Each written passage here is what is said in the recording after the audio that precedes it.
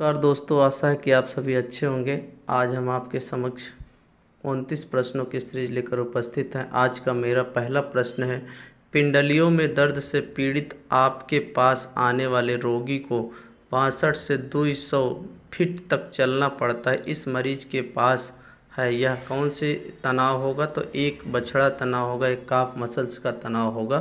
तो इसका सही उत्तर होगा उत्तर नंबर ए, एक बछड़ा तनाव। अगला प्रश्न है, संक्रामक घाव के इलाज के लिए सबसे अच्छा विद्युत साधन क्या है? तो इसका सही उत्तर होगा उत्तर नंबर बी, पराबैंगनी विकिरण। अगला प्रश्न है, विद्युत उत्तेजना में मांसपेशियों की तीव्रता संकुचन छोटा होना पर निर्भर करता है। तो इसका सही उत्तर होगा उत्तर नंबर डी, धारा की तीव्रता और आवृत्ति पर निर्भर करता है मांसपेशियों का संकुचन छोटा होना। अगला प्रश्न है, प्रश्न नंबर 4, बीनेट का फ्रैक्चर है। तो बीनेट का फ्रैक्चर, अंगूठे के फ्रैक्चर को बीनेट फ्रैक्चर कहा जाता है। तो इसका सही उत्तर होगा उत्तर नंबर बी, अंगूठा। प्रश्न संख्या 5, निम्नलिखित में से किस फ्रैक्चर का इलाज कंकाल कर्षण द्वारा किया जाता है? तो इसका सही उत्तर होगा उत्तर नंबर सी, फीमर का सी सॉफ्ट, जो कि कंकाल कर्षण द्वारा इसका इलाज किया जाता है। इसका सही उत्तर होगा उत्तर नंबर सी। अगला प्रश्न है, चिकित्सीय परीक्षण में आपको ये सब करना होगा निम्नलिखित को छोड़कर।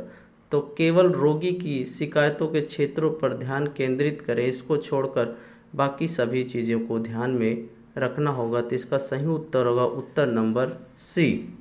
अगला प्रश्न है, आपकी जांघ के सामने की मांसपेशियों के समूह का क्या नाम है?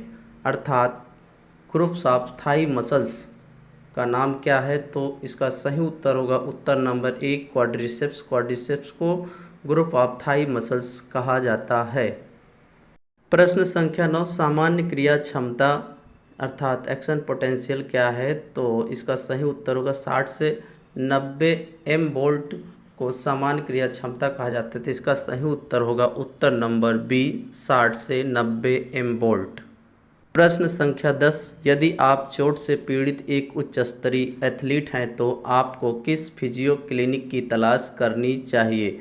तो उत्तर होगा इसका डी, एक खेल चोट क्लिनिक के जो फिजियोथेरेपिस्ट हैं, जो चोट के स्पेशलिस्ट फिजियोथेरेपिस्ट हैं, उनके पास आपको जाना चाहिए। तो इसका सही उत्तर होगा उत्तर नंबर डी।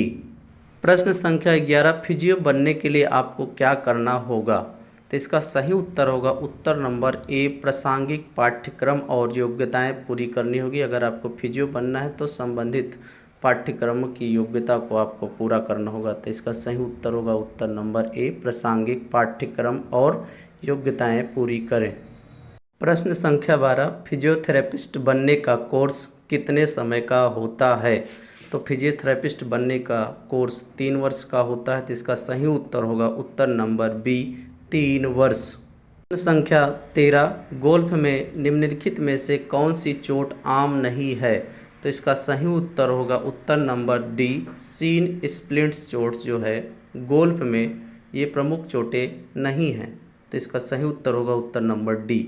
जबकि एक गोल्फ खिलाड़ी में पीठ दर्द हो सकता है, गोल्फर्स कोहनी में दर्द हो सकता है, कंधे में दर्द हो सकता है, लेकिन सीन स्प्लिंट ये चोटें नहीं हैं। प्रश्न संख्या 14, स्नोबोर्डिंग चोट क्या है? तो स्नोबोर्डिंग चोट घुटने के स्नायुबंध की चोटें हैं। तो इसका सही उत्तर होगा उत्तर नंबर ए, घुटने के स्नायुबंध की चोटें स्नोबोर्डिंग चोट है।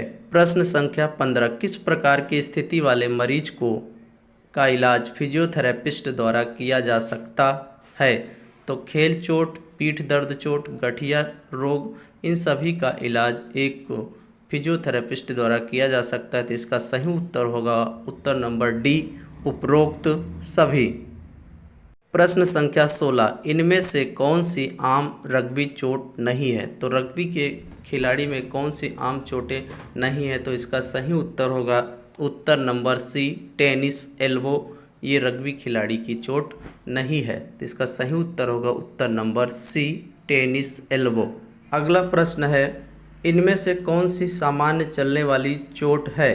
तो चलने वाली कौन सी चोटें हैं? तो इसका सही उत्तर होगा उत्तर नंबर डी उपरोक्त सभी। धावक का घुटना, सीन, स्प्लिंट, छाले ये सभी चलने वाली चोटें हैं, तो इसका सही उत्तर होगा उत्तर नंबर डी उपरोक्त सभी। प्रश्न संख्या 18, रैकेट खेल में कौन सी चोट आम है? तो इसका सही उत्तर होगा उत्तर नंबर बी टेनिस एल्बो, जो कि रैकेट से खेले जाने वाले खेलों में ये चोट आम चोट होती है। तो इसका सही उत्तर होगा उत्तर नंबर बी टेनिस एल्बो। अगला प्रश्न है, गोल्फ में निम्नलिखित में से कौन सी चोट आम नहीं है? तो इसका सही उत्तर होगा उत्तर नंबर डी सीन स्प्लिंट चोट गोल्फ के खिलाड़ी की आम चोट नहीं है। प्रश्न संख्या 20, निम्नलिखित में से कौन सा ऊपरी शरीर का खिंचाव नहीं है? तो इसका सही उत्तर होगा उत्तर नंबर बी ग्लूटियस, जबकि ए कंधा, ट्राइसेप्स, बैक ये सारी चीज़ें बैक ऊपरी खिंचाव है, जबकि ग्लूटियस ये निचले हिस्से का खिंचाव है, इसलिए इसका सही उत्तर होगा उत्तर नंबर बी ग्लूटियस। प्रश्न संख्या 21, निम्नलिखित में से कौन सा शरीर के निचले हिस्से का खिंचाव है? तो शरीर के निचले हिस्से का खिंचाव काफ मसल्स का जो खिंचाव होता है निचले हिस्से का है, जबकि नीचे दिए हुए पेट, ट्राइसेप्स, ट्रेपीजियस ये सारी चीज़ें ऊपरी हिस्से के खिंचाव हैं, तो निचले हिस्से का खिंचाव होगा काफ। इसका सही उत्तर होगा उत्तर नंबर ए काफ। प्रश्न संख्या 22, इनमें से कौन सी फुटबॉल की सामान्य चोट है? तो हैमस्ट्रिंग में खिंचाव फुटबॉल की सामान्य चोटें हैं, तो इसका सही उत्तर होगा उत्तर नंबर ए हैमस्ट्रिंग में खिंचाव। प्रश्न संख्या 23, निम्नलिखित में से कौन चोटों को रोकने में मदद कर सकता है? तो वार्म अप भी चोट को रोकने में मदद करता है, समर्थन करना, खिंचाव ये सभी चीज़ें चोट को रोकने में मदद करती है, तो इसका सही उत्तर होगा उपरोक्त सभी, उत्तर नंबर डी। प्रश्न संख्या 24, चोट और दर्द से बचने के लिए व्यायाम के बाद आपको क्या करना चाहिए? तो चोट से बचने के लिए व्यायाम के बाद आपको कूलिंग डाउन करना चाहिए, तो इसका सही उत्तर होगा उत्तर नंबर सी कूलिंग डाउन। प्रश्न संख्या 25, मांसपेशियों की चोट को आंसू टीयर्स या के रूप में जाना जाता है, तो इसका सही उत्तर होगा उत्तर नंबर बी उपभेद टीयर्स चोट के रूप में जाना जाता है, तो इसका सही उत्तर होगा उत्तर नंबर बी। अगला प्रश्न है, निम्नलिखित में से कौन सी हाथ और कलाई की सामान्य चोट है?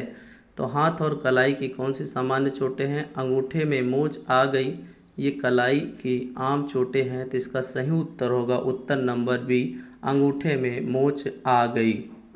प्रश्न संख्या 27, इनमें से कौन सी घुटने की सामान्य चोट नहीं है? तो पूछ रहा है घुटने की सामान्य चोट नहीं है, तो इसका सही उत्तर होगा उत्तर नंबर सी हॉर्निया या घुटने की चोट नहीं है, तो इसका सही उत्तर होगा उत्तर नंबर सी।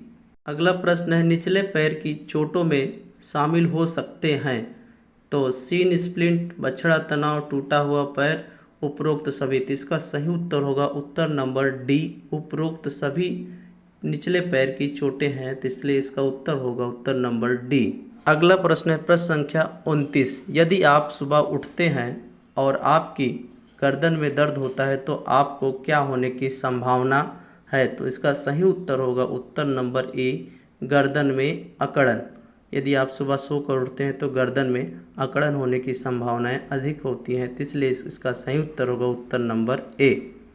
आज का अंतिम प्रश्न, आपकी मुख्य मांसपेशियों को मजबूत करने के लिए फिजियो किस उपकरण का उपयोग कर सकता है? तो इसका सही उत्तर होगा उत्तर नंबर ए जिम या स्विस बॉल का उपयोग एक फिजियोथेरेपिस्ट कर सकता है, तो इसका सही उत्तर होगा उत्तर नंबर ए। यदि वीडियो अच्छी लगी तो चैनल को लाइक और सब्सक्राइब करें।